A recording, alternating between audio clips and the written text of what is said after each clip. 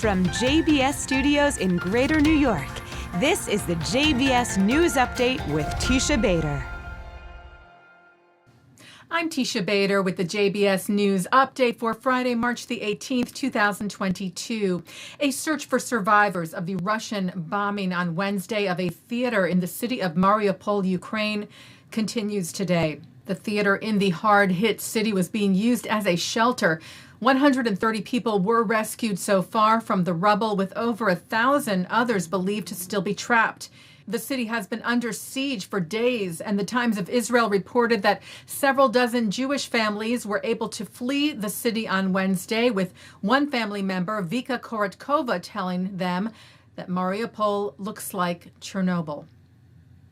This past Friday, 28 major American Jewish groups across the spectrum sent a letter spearheaded by the Conference of Presidents of Major American Jewish Organizations to the U.S. administration to expedite the acceptance of Ukrainian refugees and to keep families together. A group of injured Ukrainian refugees were transported to Israel yesterday. 13 patients, including several Holocaust survivors, were rescued and their flight arranged in a joint mission from 3 Israeli rescue groups, Zaka, Hatzalah Air, and Magen David Adom. After a report that the U.S. was considering removing the Iranian Revolutionary Guard as a terrorist group, Israel's leaders released a statement strongly opposing such a potential move. Axios reported Wednesday that the U.S. administration was considering doing so if Iran agreed to de-escalation in the region. Axios cited 2 Israeli officials saying that when former Vice President Mike Pence met with Israeli Prime Minister Naftali Bennett and Foreign Minister Yair Lapid in Israel last week, he claimed that President Joe Biden was considering the move. Axios said the State Department told them that no decision had been made on the matter and that any speculation to the contrary is simply uninformed. Former President Donald Trump had deemed the URGC a terror group in 2019. In a joint statement today, Bennett and Lapid said that the URGC is a terrorist organization that has murdered thousands of people, including Americans. We believe, they wrote, that the United States will not abandon its closest allies in exchange for empty promises from terrorists. The Times of Israel reports that 3 armed Palestinians who tried to infiltrate Israel's southern border were detained by IDF forces early yesterday morning.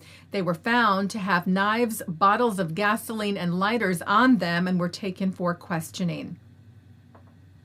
One of Israel's leading ultra-Orthodox rabbis, Rabbi Chaim Kanievsky, passed away today at the age of 94. Known to many as the Prince of Torah, Kanievsky was a renowned Torah scholar and leading authority of the non-Hasidic Lithuanian ultra-Orthodox community in Israel. In the last few years, he was one of the most vocal in that community, urging its members to follow COVID-19 restrictions and to get vaccinated. The Sierra Club reversed a decision this week to cancel its trips to Israel. The Jewish News of Southern California reported that the California-based national environmental nonprofit made the announcement on Tuesday to cancel 2 upcoming trips to Israel after pressure from anti-Israel BDS activists. While Jewish organizations were outraged, including the Anti-Defamation League, who reached out to Sierra's acting executive director, Dan Chu, urging him to reconsider, writing that in canceling your long-standing trips to Israel, the Sierra Club is ending the opportunity for your members to experience the majesty and beauty of the 500 million birds that migrate each year, explore geological and archaeological highlights, consider Israel's environmental record, and delve into the on-the-ground realities of modern Israel and the Israeli-Palestinian conflict.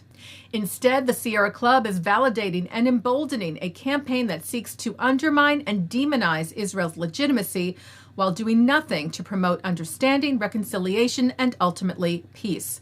Well, on Wednesday, Chu wrote that the club had hastily made that decision. Let me be clear, he wrote, the Sierra Club's mission is to enjoy, explore, and protect the planet, and we do not take positions on foreign policy matters that are beyond that scope. Furthermore, we have and always will continue to loudly condemn anti-Semitism and any and all acts of hate. Well, Israel was ranked the 9th happiest country on earth, its highest ranking in the annual World Happiness Index, which is sponsored by the United Nations.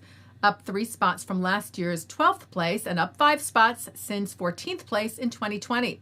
Finland was in first place this year, the U.S. in 16th.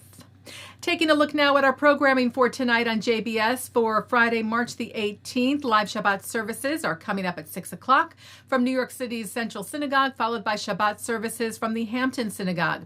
Then at 8:30, Sinai Temple's Max Webb, Senior Rabbi David Wolpe, Rabbi Erez Sherman, and other clergy of the LA congregation are joined by spiritual leaders of different communities for an interfaith service of hope, faith, and solidarity with Ukraine.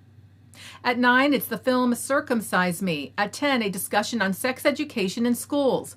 At 10:30, a replay of services from the Hampton Synagogue, followed by a replay from Central Synagogue.